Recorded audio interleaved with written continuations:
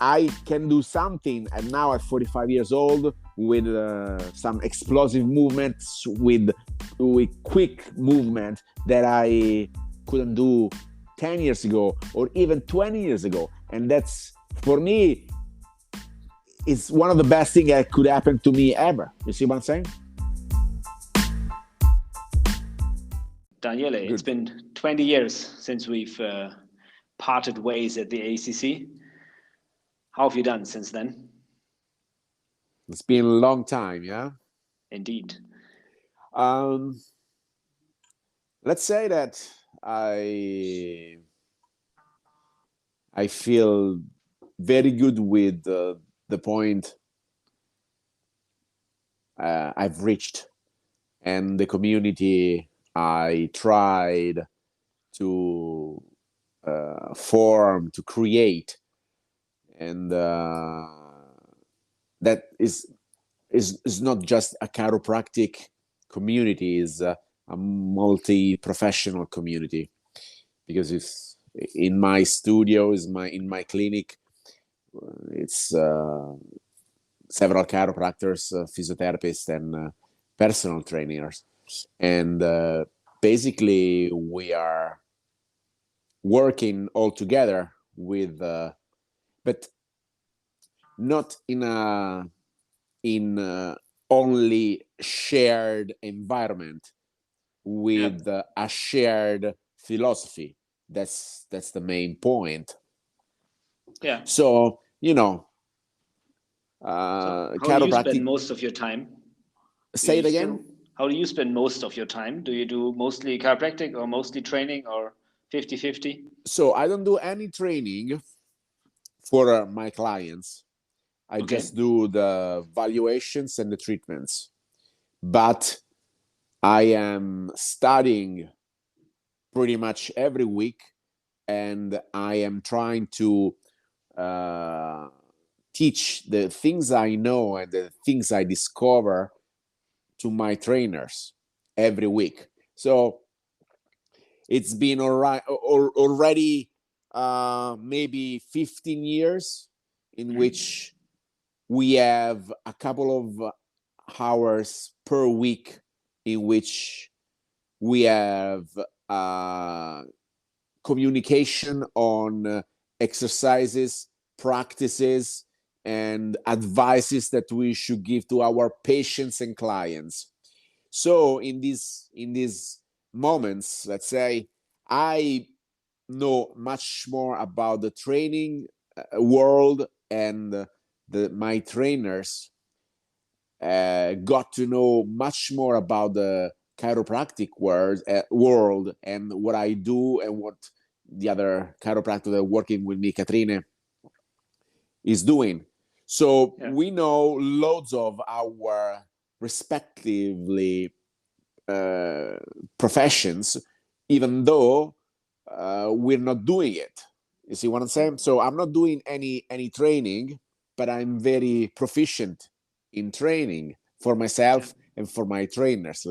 Like, what's in all of the years you've been around, like, what's the best investment you did, like in your health or into your life and your professional life? What's the thing that brought you forward the most? Was it the FMS course, or are there other things? So there must be 2 or 3 things. I remember you saying that one of the best courses you ever did was not a chiropractic course, and I assume it was one of the FMS courses, was it? Yes. You said something like this. Yes. It's very clear to me, and I am thankful for having gone through that way, because the FMS Can you explain what FMS stands for and what it means? Yes, sure. So the FMS is an acronym for Functional Movement System. And the Functional Movement System is a company that has got this vision of making movement assessment and value and evaluation depending on the place in which the people that you are examining are at that point in time. So you need to have different tools for the different position in which the patient or the client can be. So if he's got pain, you need to have some tools. If he wants to train, you have to have other tools. And if he wants to perform at the maximum level, then again, you have to have other tools to investigate what's the best things that you can do to help them perceive their dreams. So the FMS basically uses these different valuation tests and models, so that of course they are interrelated between each other, and they are let's say more difficult and more difficult the higher is your objective, your goal in the movement. So you want to get out of pain. The movement screen or the movement evaluation that you have to perform is fairly simple. You want to train the movement screen that you should perform and should execute as a patient or as a client is of course a bit more difficult, because is resembling the activities of the daily activities that you do during your day. And if you want to perform at the maximum level, then we have to have other tools to investigate your performance at the maximum level, in eventually even comparing your performance to the performance of your opponents. So this system applied to the work that I've been doing and to my desire of giving my patients a let's say a patient-centered approach. So in which is the patient, which is the main focus of my work, and is not my chiropractic technique or my training regime that is the star of the things that cannot be changed. The thing that cannot be changed is the objective, is the aim of the patient and aim of the client. So I must have different tools to make him be able to reach that goal. And to understand which are the best tools, I need to have these different ways to understand if is the problem that they are presenting with can be treated with a passive treatment, so a chiropractic treatment, or a physiotherapy treatment, or it needs to be treated with some exercises. So the FMS and the SFMA guides you through this decision making? It guides you through this decision making, not telling you which approach is better, but by telling you, by testing and retesting, the genuinity of your work. So you might do this test, you might do this screen, which is basically more tests altogether, and you might sometimes not getting any results. So the test results don't change much, or the test results don't change much. So basically it's an ongoing examination, let's say, right? So the next time you shouldn't be worrying about it, because next time you know exactly what you shouldn't be doing with that patient. And of course, this has to go through some dialogue with the patient and some, teaching to the patient that as a health professional, you cannot know everything in advance. You know that something might help, but you just have to check if it helps. So I mean, fortune telling is not a medical no, specialty. exactly. No, exactly. What are your patients like? Is it mostly like really sporty people, or do they come in with like artificial hips at 82, or do you have any like very selected audience, or is it everybody? So in all these years,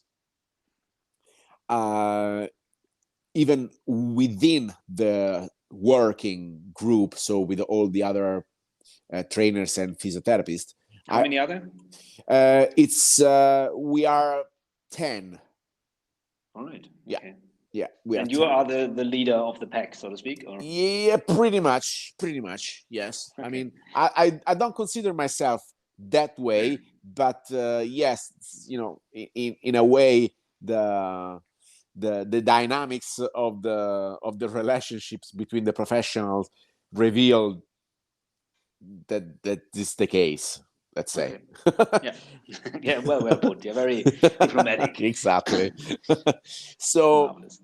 Basically, I pushed everybody to have their vertical knowledge peaks.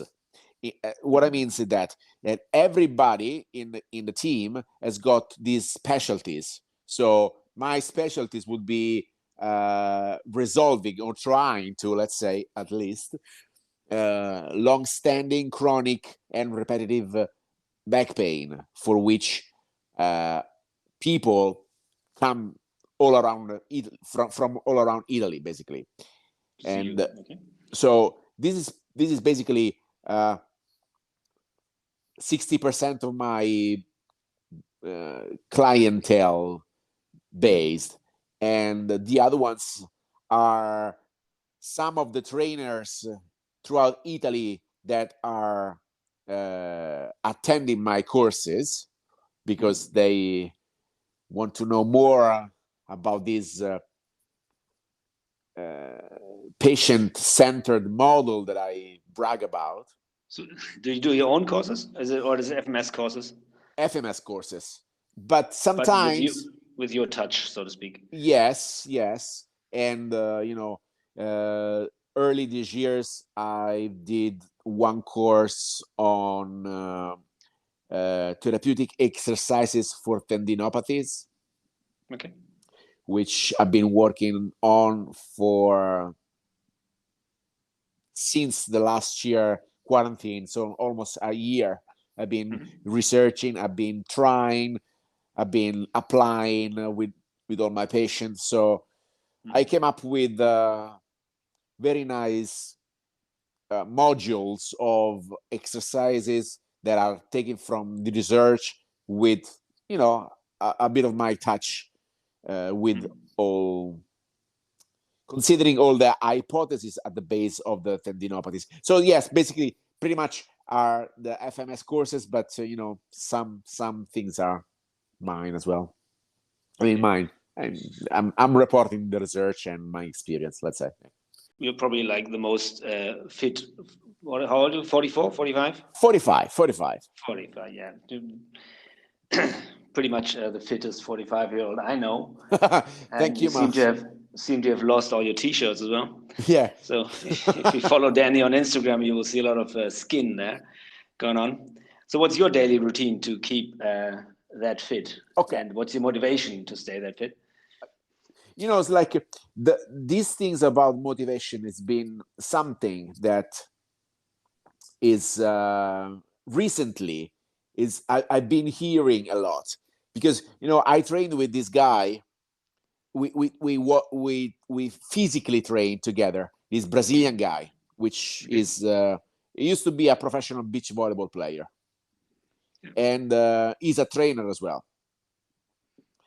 And it struck me because it struck me because he said, it's like this guy, if you see this guy was a professional. This guy is got some cover of the magazines, of the fitness magazines in Italy, Okay.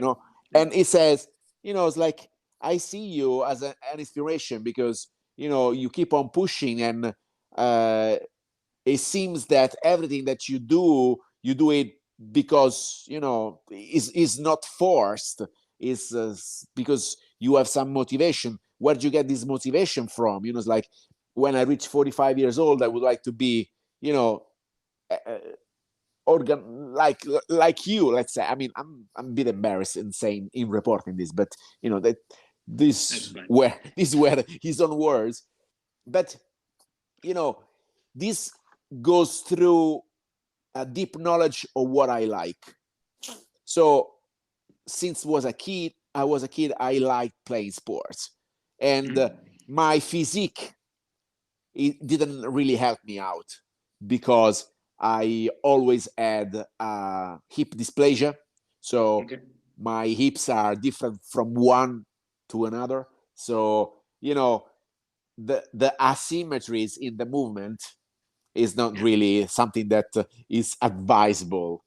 And my asymmetries cannot be cured, let's say. So in order to be fit, and in order to play the sports at the level I would like to play, because I am kind of competitive and I would like to play at the highest level I can.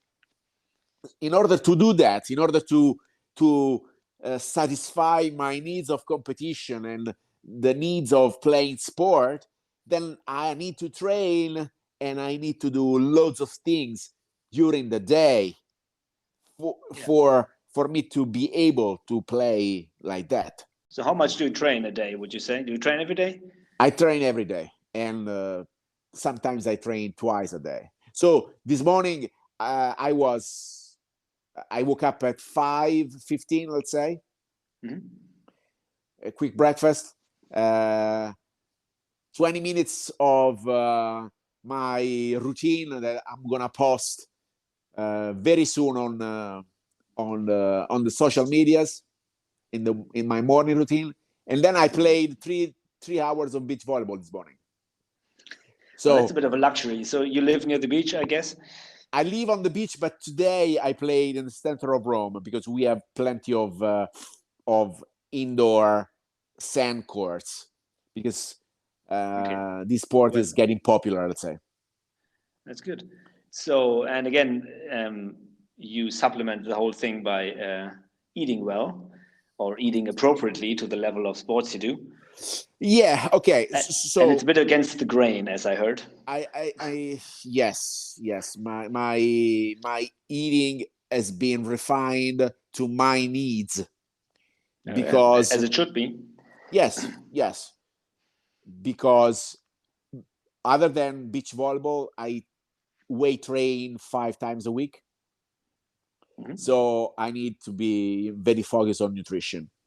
And I need the weight training because I need the muscular strength to support my asymmetries and my incompetencies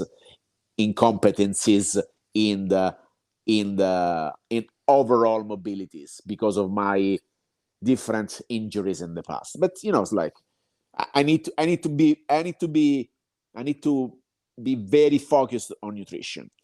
And another thing that is unusual with me, that I discovered throughout the years, is that my hay fever, which give me asthma, it's completely gone now that I am eating in the way that I'm eating today. So basically, when I was a kid, I was very allergic, and I would suffer from asthma, and that was very, very bad, I would dream of suffocating, I would dream of drowning, and then I wouldn't wish that to anybody, because it's a very unpleasant feeling, I tell you. Yeah, I know. Yeah. Not as bad, but I know. Yeah. So I was basically dependent on this puffer. I was thinking to myself, I am allergic to the plants that are producing the grains. Yeah. In Italian are called graminacee, which is Latin. So would be something similar in German or in English anyway. Yeah, Getreide. Yeah. So I said, yeah, although the medical research is not really saying that it's not really possible that aerial allergy can be influenced by what you eat, I discovered that if I don't eat any grains, I don't suffer from asthma. So basically, I removed from my diets, especially in this period of the year, all grains.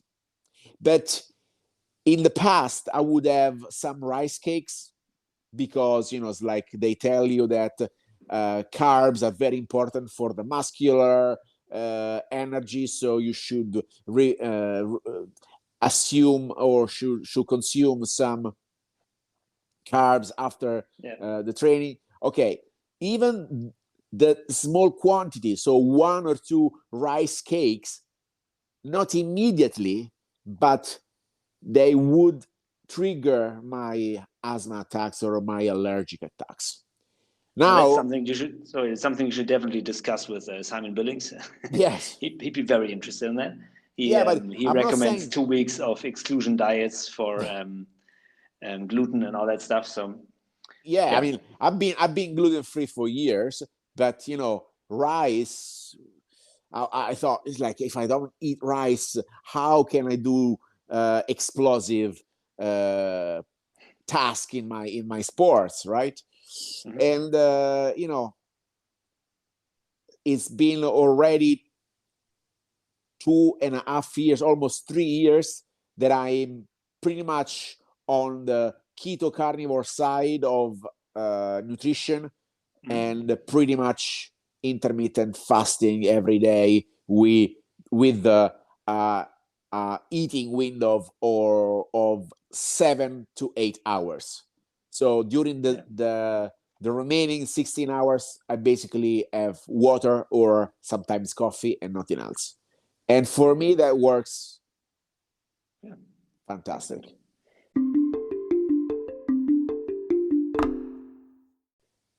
So if you're not training or eating or treating, what else do you do? Do you relax at any point, or is training your relaxation?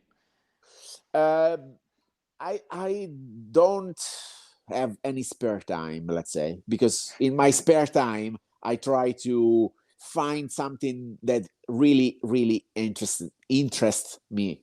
So if I drive, I listen to podcasts. If I drive, like what podcasts? Yeah, I mean, when I drive, business podcasts or fitness podcasts or fitness podcast, science podcasts. I am really interested in diet and nutrition, and all the on the opinions of the people that are they play a major roles in these fields. So, and last year I was really into Jordan Peterson. So on the psychology stuff, and in Yuval Harari, Homo Deus, and I was in that. And then you listen to Tim Ferriss. Yes, I do listen to Tim Ferriss. Excellent. So very good stuff. So you're trying to use your time efficiently, let's say. Yes. I mean, I don't watch TV. I don't have TV in my house. No, I don't either. Yeah, and but you don't have kids. I don't have kids. No, we don't. Okay. We don't have kids yet. No. Okay. that's So that's my time is a bit excuse at least. is more, yeah, time is both stretchy for me. You see what I'm saying? That's fair enough. So So the encounter with Stuart McGill, for sure, because he's an engineer, yeah, for the people who doesn't know him, and he's one of the most celebrated scientists on low back pain. yeah, And his engineering approach on low back pain made me click loads of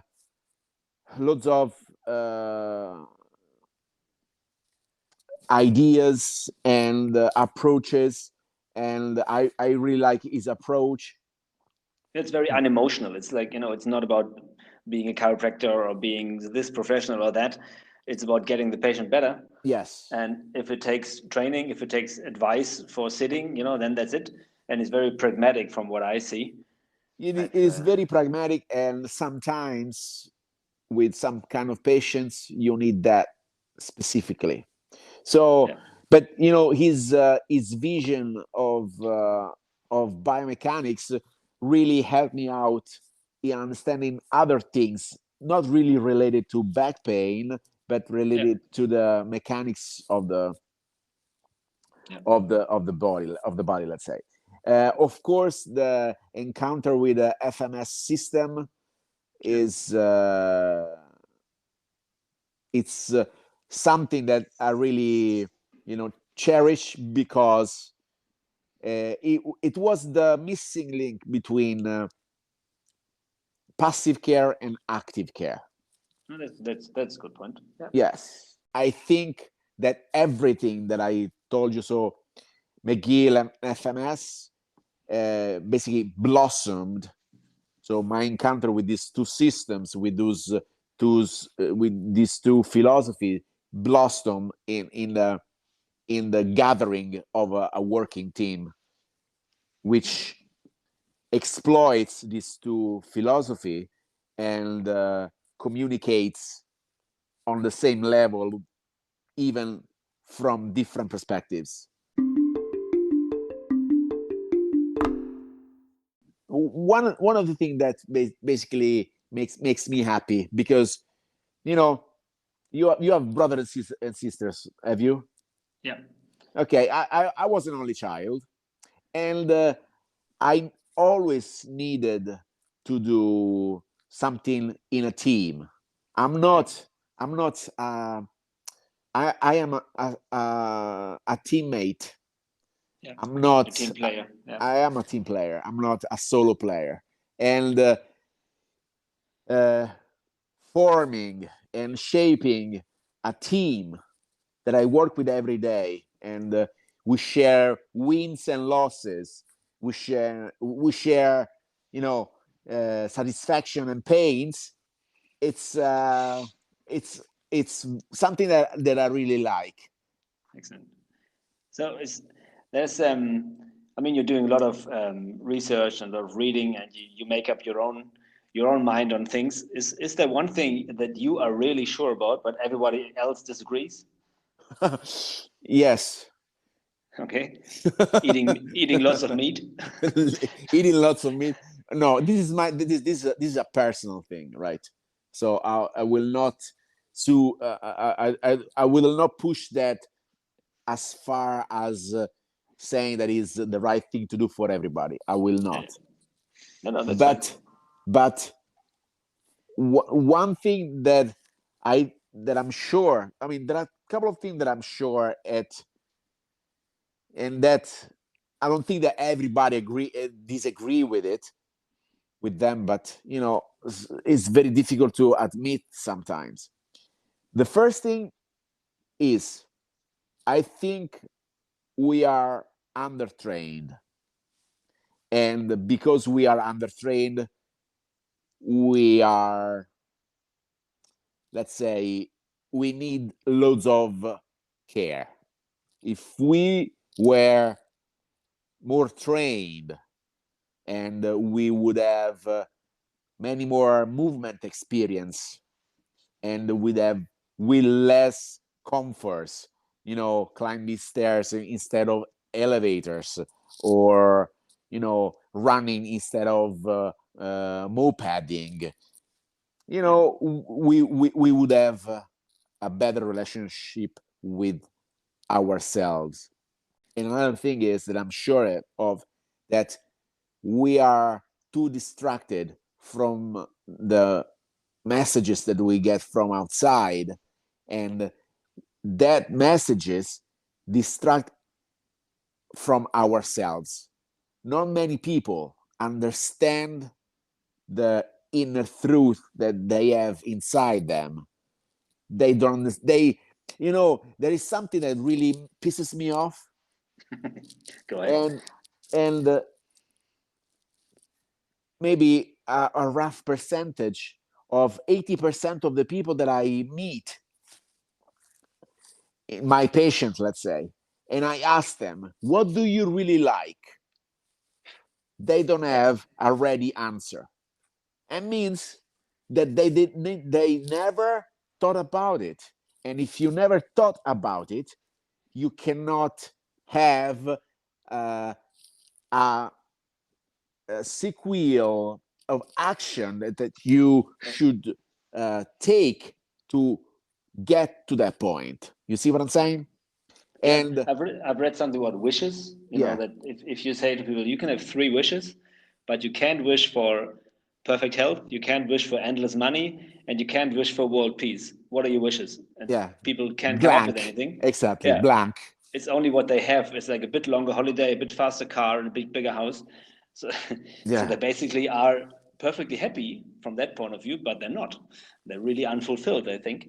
So that's always a big contradiction there. If you don't know yourself in the inner parts, then your happiness is superficial. And there is something that I need to tell you, because my orthorexic life, because sometimes I've been labeled by you are orthorexic, meaning that I eat straight and I go to bed early and I wake up early and I train, straight edge, whatever. But when you have a goal, then I think that freedom of will, it doesn't exist, because you need to do something every day to reach that goal. So if you need to do something to reach that goal, you don't have freedom of will. And you think that's perfectly fine? For me it is, yes. Because I know what I like. Yeah, there's something called decision fatigue, I think it's called, that if you have to decide every day new what you do next, then it's decision fatigue. It's like Steve Jobs wearing always the same sweater and always the same clothes, because he doesn't want to decide every single day. And for you and for me, I've got 4 kids, and I get up at 4:30 in the morning, just to sit there, have a cup of coffee, and relax, do the stuff I do, write a blog article, and then I go do my little bit of yoga, and then I go into the clinic. I take a walk with the dog before that. So I've got my routines. And people are surprised that I managed to do any sort of thing outside of work.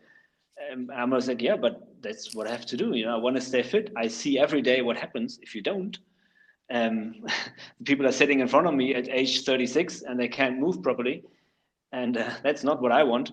No, exactly. So they're really surprised that, oh, you're so disciplined and I need to really do this. But I mean, you're a basketball guy.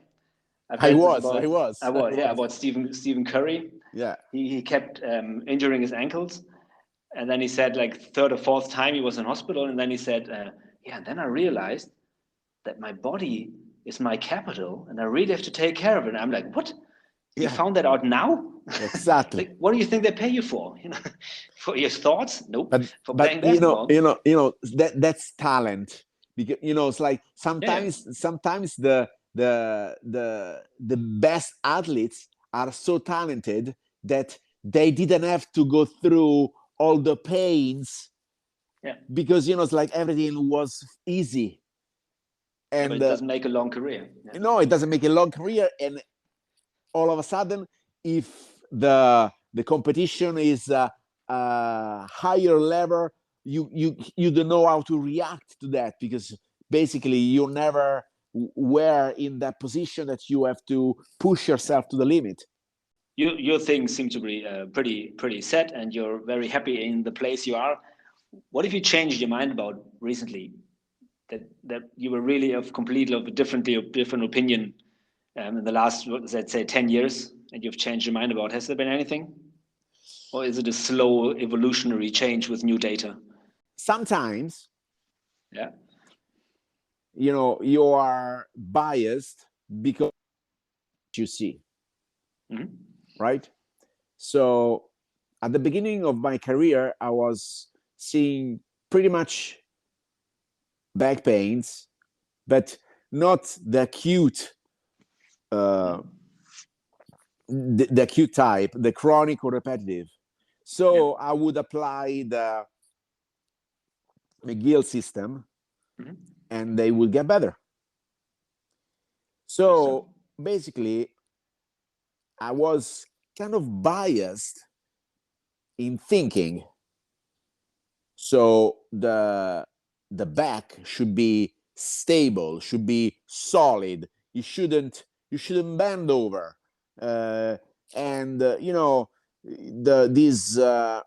This research for mobility, it doesn't really help you out. It's gonna make you worse.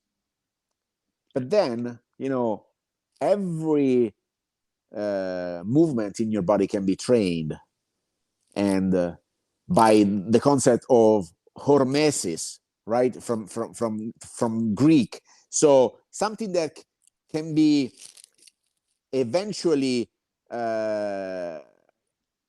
dangerous if administered in large quantities, then you can adapt to if is administered in smaller quantities. It's exactly the same thing with suntan, with it's like with the sun radiation, with weight training.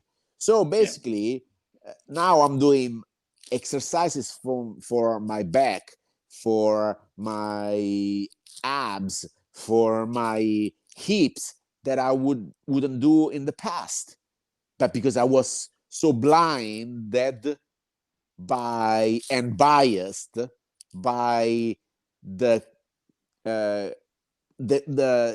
kind of patients that I had.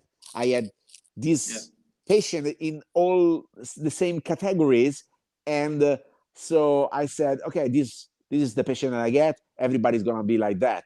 No, it's not. And especially if I would apply those things to myself, that wouldn't work. Actually, it will make myself worse. So I understood that you need to have loads of tools.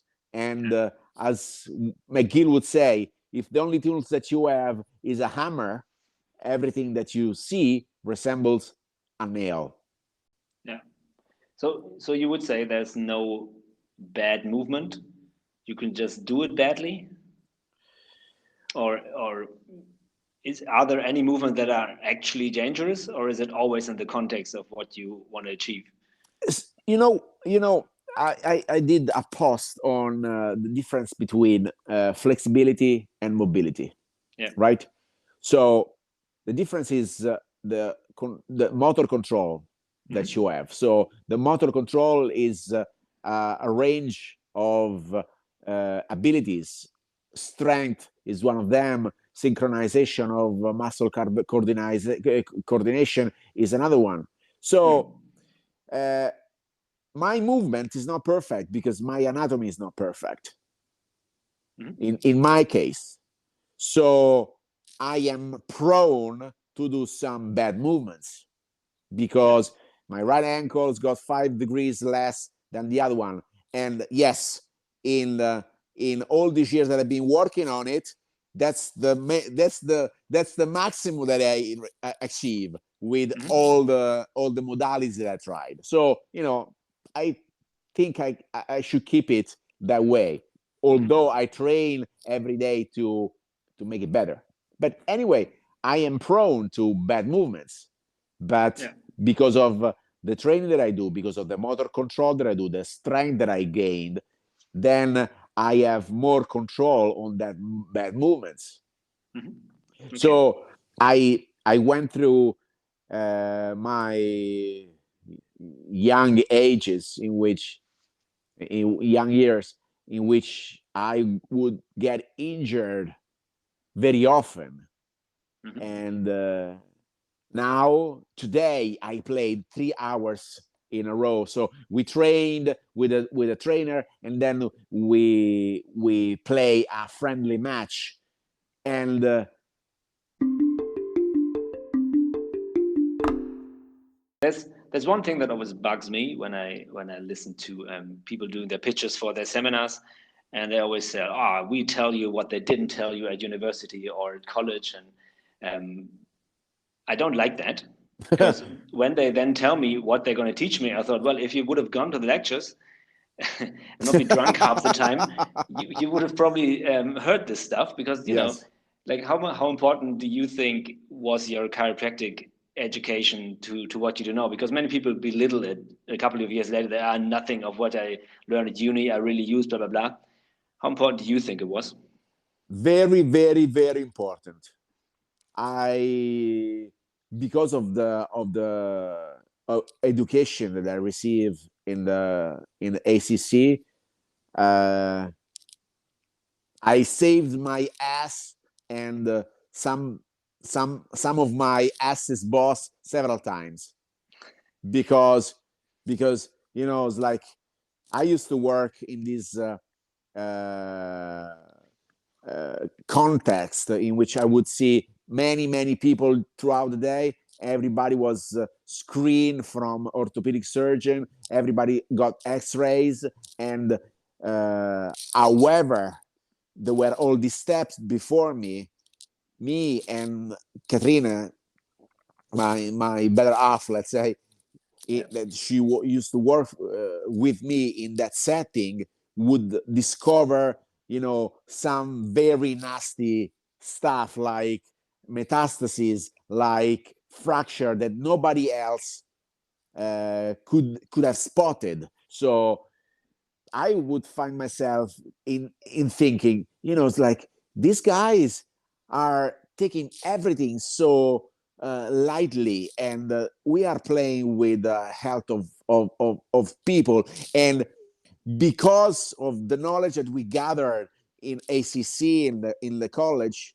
you know, like I can make smart decisions, and you know, if I don't know if I don't know something, I know where to look it. I know where to look for it. Yeah. And you know, I'm not something or like a sheep in a wavy sea. You know, I am focused, and I have to thank my education for that, for no doubt about it. Then what I do now is not what I learned in college, for sure, because, you know, I developed my own way of working, let's say.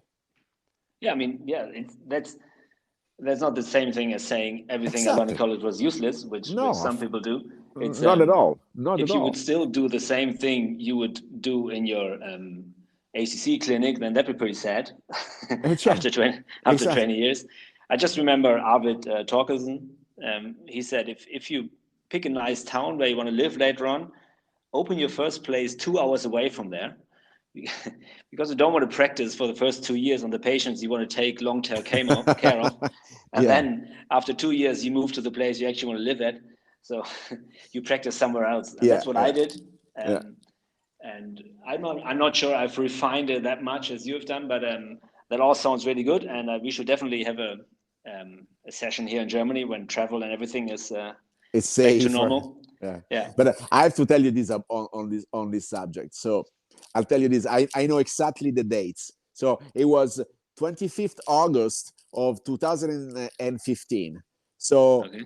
I did six days of holidays. So not much. I was kind of tired. It was, Yeah. and my I had a new visit. It was 11 o'clock, and this new visit, actually, it wasn't a new visit. It was a new old. Yeah. Was this surgeon, this orthopedic surgeon, which I saw already for his back pain, and we resolved that problem.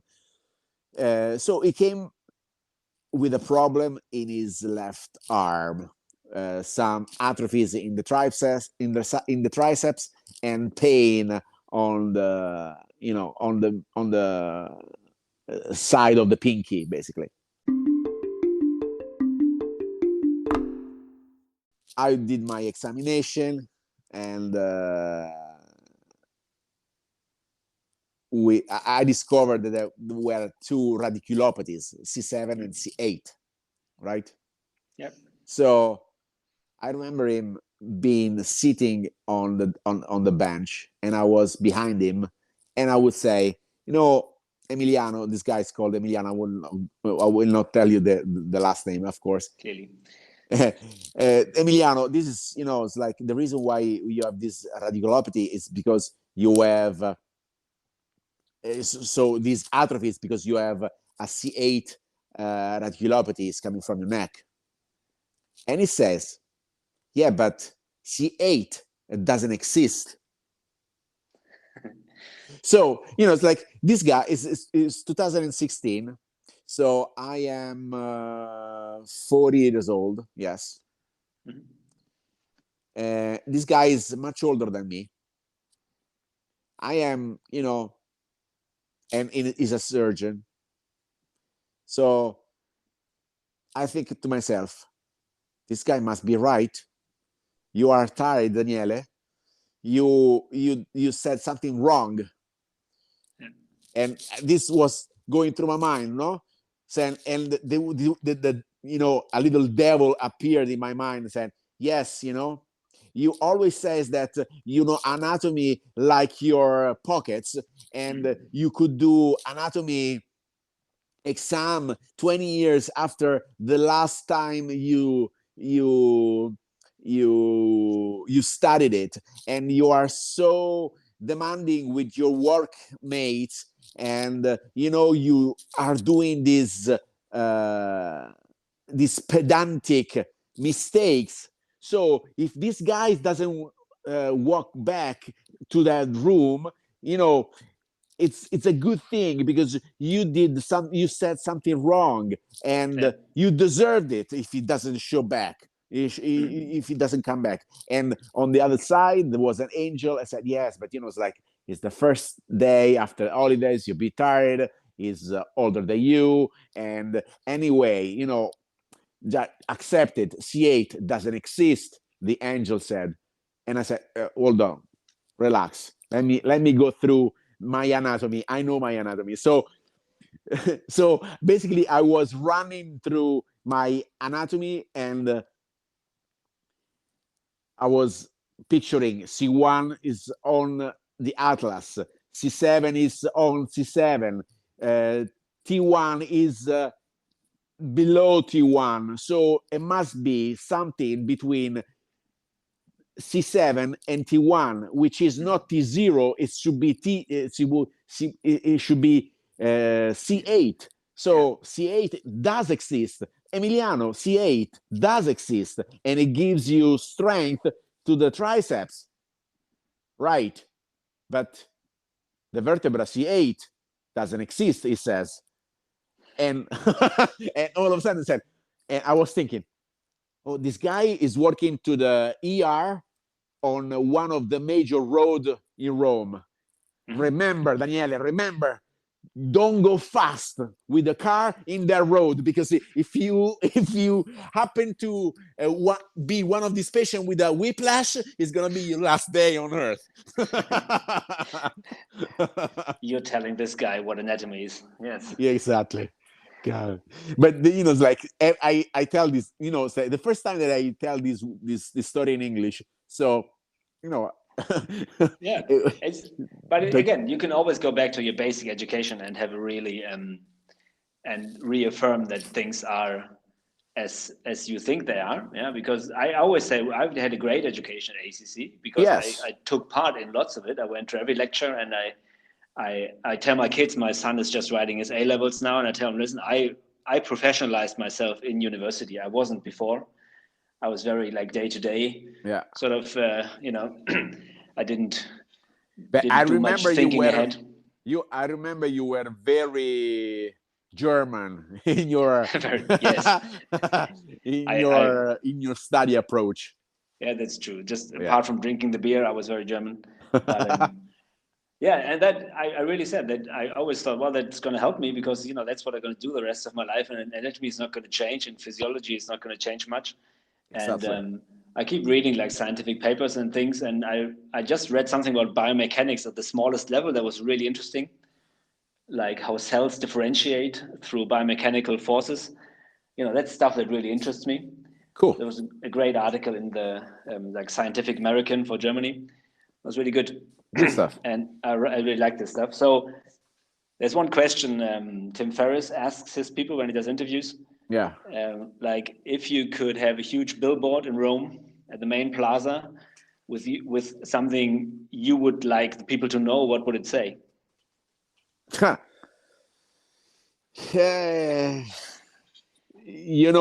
Just one thing, or yeah, it can be a text, it can be a couple of words, whatever. Like the one message you would like the people to hear from Daniele Barbieri. What I'm gonna say is kind of dooming, but okay, just go ahead. I think people think or don't appreciate enough that they have a limited amount of time on Earth. Mm-hmm. And if they don't do things in order to get to their happiness goal, it will not get to them automatically. And time is scarce. It's a scarce resources, and you need to ponder your decisions in order for you to have a pleasant experience on Earth. So this is one of the points that I find myself thinking about the people that I meet. They give not enough weight to the time they spend on Earth and to the decision they are making. Yeah, that's pretty good. That's that makes me think that I'm pretty glad that you spent an hour with me.